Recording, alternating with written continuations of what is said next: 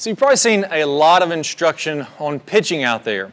Now you may hear some people talk about how you want to make a wide swing, kind of like a Steve Stricker or a Jason Day. Keep everything nice and wide. That's going to keep you connected, eliminate a lot of variables, and you're going to hit it more clean. You may also hear that you want to use your hands. You look at some great players like Seve Ballesteros, and it's a lot of wrist action. The hands are moving. Those are two polar opposite instructions or two polar opposite techniques. But you're looking at players that are phenomenal short game players that are doing both of those examples.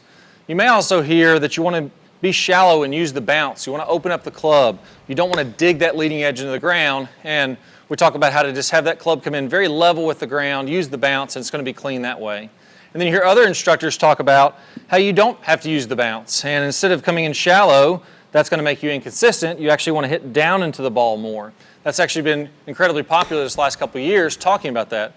So what gives? Which one is right? We're seeing all this conflicting information. Well, there's actually one drill and one thing that's going to make you a great pitcher of the golf ball, a great chipper of the golf ball. If you do this right, you're not going to struggle with any of those techniques. You're going to do all of them well.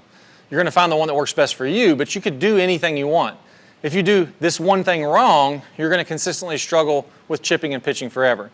Now, before I get into that interesting drill that I just showed, we're going to talk about some of the real data on this. Now, when I pull up this ping graph, this first graph, what we're looking at is when this club, they did a research project with over 150 players looking at their short game, their 15-yarders, 30-yarders, 60-yard shots. They took tour players all the way up to 20-something handicappers, and they looked at a couple things. Number one, when they look at this leading edge of the club, so not the bounce of the club, but the actual bottom of the face, the leading edge, they looked at when that first made contact with the ground.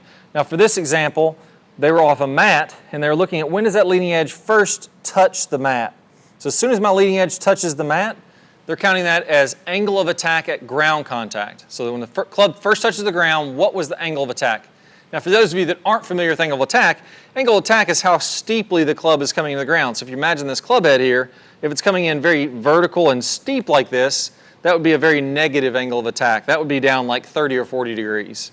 If I'm coming in perfectly level with the ground, that would be a shallow angle of attack. That'd be 0 degrees if it's just running across the ground like this, so it'd be a 0 degrees angle of attack. This would be 90 degrees angle of attack. So what we looked at when we looked at tour players all the way up to high handicappers is their angle of attack when they hit the ground was almost the same. You're seeing there's anywhere between 6, 7, 8 degrees, 9 degrees depending on the shot, but 1 minute on a clock is 6 degrees. They're within a couple degrees of each other from tour player all the way up to 20 handicap. So what that tells me is that most players' angle of attack is in the ballpark of being effective. When their club first hits the ground, the angle of attack isn't going to be the thing that's keeping them from chipping well. Now when we go to this next chart, we're seeing a massive difference. When we look at those tour players, they retain most of their angle of attack when they hit the golf ball. So this chart is looking at not when the club first hit the ground, but what was the angle of attack when the club actually made contact with the back of the ball. Now if you're looking at this golf ball, the very back edge of the golf ball, if you imagine a vertical line up from that, would be 0. So on this chart, when you see contact with the ball, it means when did the club very first pass the back of the ball, the club leading edge of the club past the back of the ball. Like I said, with pros, they're hitting down almost as much as they were as when they hit the ground. When you look at all the way up at the 20 handicappers and every handicap between, it got worse and worse. Their angle of attack was almost 0. So what does this mean? It means that the high handicap golfers, their club was hitting the ground too far behind the ball. And then instead of keeping on moving down, it bounced off the turf and came in level with the golf ball. That's why their angle of attack was almost 0 when they hit the golf ball, but negative 6 or 8 when they were hitting the ground. When you looked at the pros, they were negative 6 to 8, 6 to 9, somewhere in that ballpark, 7 to 9 degrees, I believe would be more accurate. And when they hit the golf ball, they were somewhere around 5.5 to 8-ish or so when they hit the golf ball. So what it's saying is those pros roughly had the same angle of attack as the amateurs, but they were much closer to the golf ball when their club first hit the turf. Now I got really interested in this, and I asked for a special chart from Ping, which they gave me, and we can look at it here now. And what we saw is this is showing where did the club first hit the ground in relationship to the ball. So you see two poor guys here on the very far right, the high handicappers. They were hitting almost 9 inches behind the golf ball. And you see a whole lot of players that are hitting closer and closer. A lot of recreational players, a lot of amateur players, were hitting anywhere from 2 to 6 inches behind the golf ball. So basically they're coming down, hitting the ground behind the golf ball, and then bouncing up into it, not hitting clean shots. The larger dots here are the pros. And we can see that the pros were within 1 inch of the golf ball.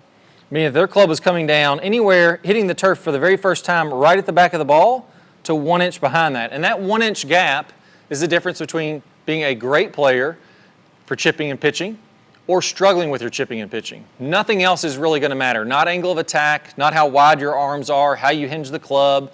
None of that's going to matter. You need a technique that gets that club to go into the ground in that 1 inch gap, and you'll be great at chipping and pitching. So I worked on a drill to develop this. And I started out by using a larger marker like a washer that I bought from Home Depot here. This is probably about 1.5 inch wide washer. And what I realized is I have the width of the club sole, let's say it's about 3/4 of an inch, and then I add that to the width of the marker or the width of this washer, and that'll give me the size of the gap that I'm hitting in. So if I have 1.5 inch washer and a 3/4 of an inch club, sole of the club, if I can hit this washer and just have it pop up in the air like that, I know I'm hitting in about a 2 inch gap. So really that's what chipping is about. Now it's not quite to the pro level, we're going to get to that here in a second, but if I can just pop this washer up like that, I know my club is coming down and hitting the ground roughly in the right spot. Now if I hit too far behind it, when I hit this washer, it's going to fly forward into the screen or further down the fairway. Now when you're doing this drill, you want to make sure you're doing it on a putting mat, on turf, on something that's really tight. You can't really do this in the fairway or there's too much grass. It's not going to sit flat, the washer isn't. And of course, if I hit too far in front, I'm not going to hit the washer at all. So what I want you to do is work on making 10 swings, and this literally takes like 2 minutes, and I'm going to work on just popping this washer up into the air. And you'll know you're doing it right if it just pops forward 1 inch or 6 inches or a foot. As long as it doesn't shoot forward, you know you're hitting it correctly. We're going to see how many out of 10 we can get. If we're less than 8 out of 10, we're in the right challenge point. We want to keep on doing this until we can get at least 8 out of 10. Once we get 8 out of 10, we're going to kick up the difficulty. Now, a couple things we're going to work on. I've definitely noticed as I've worked on this drill myself and had some of my best chipping and pitching practice and rounds, I don't want to be super static. I don't like the idea, and when I've tested it out using this drill, trying to keep all your weight on your front foot and just be a robot, it's actually more difficult to hit the front side of the washer doing that. I want to get my stance fairly close together. I want my weight to be roughly 50-50 at address, maybe favoring the lead side a little bit. But as I swing, I'm going to get my weight to shift forward. So it's almost like I'm here. As I go back, I'm going to take a little step forward and get all my weight to move this way. So I don't ever want my weight going back this way and drop kicking it, or I'll hit behind the washer. I want to make these swings and feel like everything's moving forward. Now, it's not going to look like much, and if I do that here again with this washer, we're just seeing it's a very small shift. Now, another piece of cool information is that you're always going to have shaft lean, even if you're using the bounce. I have yet to measure a pro, seen 3D measurements or on video, where the shaft is leaning backwards. The shaft is always going to be leaning in front. We get the bounce by opening the face and typically swinging a little bit more to the left to get that bounce to work. You don't want to get the bounce by trying to scoop the club or have the shaft leaning backwards at impact. That's going to make you hit behind this washer or behind the golf ball. So realize as my weight shifts to the left, I'm still going to have a little shaft lean to hit in front of this washer. And I'll go over in a minute here the difference between when you play a bounce, using the bounce, and don't use the bounce. But I'm going to work on that. Now, another thing I like to feel here is I don't want to drive my hands down into the ground. If my hands keep moving down, it's going to tend to get me hitting too far behind the golf ball. I want to feel like my hands come up and in as I come through. So my hands are arcing back up and in, and my body's rotating toward the target. For me, and for the players that I've seen, that really helps them to get on the front half of this washer. Now lastly, I don't mind if you test out doing a very wide Steve Stricker-like approach where I go here and then hit the washer, or using more wrist, like Seve Ballesteros or some other players where they're using the hands to make that happen. I've found that you can hit the front half of this washer, or what we'll later go into is smaller coins, using either of those techniques, just test out the one that works best for you. Again, some of the best chippers and pitchers in the world have used both those techniques. Obviously, neither one of those is wrong. Now finally here, this angle of attack. I think the easiest way to hit the front of this washer, in my opinion, is to come down a little steeper. I'm going to set up with this face roughly square to slightly open. So if this is square with my leading edge of my club, this is slightly open. I like to do that for a basic setup. And I want to feel like I'm hitting down and popping on the front half of that washer. I want to have some negative angle attack. Now you can imagine at extremes this becomes very obvious. If I said, hey, I just have to hit this washer and I'm coming straight up and down, obviously I'm going to hit the top of the washer every time. If I come in extremely shallow, well now my margin for error gets really tight on whether or not I hit the washer clean, or I come in too shallow and hit the washer in front of me or down the fairway, onto the putting green or chipping green, wherever you're practicing at. So me personally, I think the easiest way to make clean contact with this washer is to make sure that you have a little bit down. That's my opinion. Other people may disagree. Try it out for yourself. I also like to feel like I get a little throw with my right arm, like I'm throwing the club down. I'm not locking it in. So if I feel like I'm going ahead and just hitting down into this, letting the club move down, then that makes it really easy for me to hit the front half of this washer and make sure that I don't hit behind the golf ball. So those are the tips and the technique recommendations that I would recommend. And as you try those out, let's test it. How many out of 10 can you get? As soon as you get up to 8 out of 10, we're going to move to smaller coins. Remember, I said that's about a 2-inch gap. I've got a $50 here. That's going to be probably 1.5 inches, 1 3/4 gap, something like that. I'm going to go all the way down to a dime. So as I get better and better at this, I'm going to place this little tiny dime on the ground, and I want to get good enough to where I can hit that dime and have it pop up just like that. Now, when you're doing this, again, we're going to work on that challenge point. If you start out with a dime, you may get like 1 out of 10. You're not going to get the improvement. Start out with a $50 or a washer that you buy from Home Depot. Get 8 out of 10 with that, then move up to the next coin. Get 8 out of 10 with that and move down to the smaller coin. 8 out of 10 with that, move down to the smaller coin. But eventually, if we end up with this dime, a little over a 1/2 inch wide, the sole's a little over a 1/2 inch wide, that ends up being that 1-inch gap.